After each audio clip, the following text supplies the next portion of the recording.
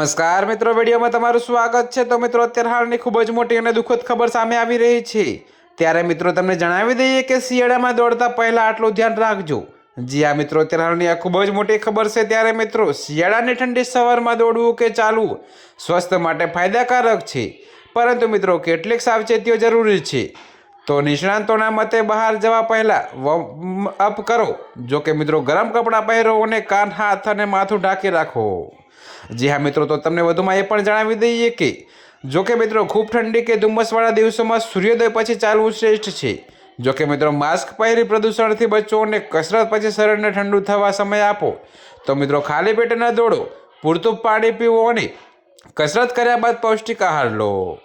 જી હા મિત્રો, તો અત્યારે હાલ માટે આટલું જ। મળીશું નવી અપડેટ સાથે। અને જો તમને અમારા વિડીયો પસંદ આવતા હોય તો વિડીયોને લાઇક, કોમેન્ટ, શેર અને અમારી ચેનલને સબસ્ક્રાઈબ કરવાનું ભૂલતા નહીં મિત્રો।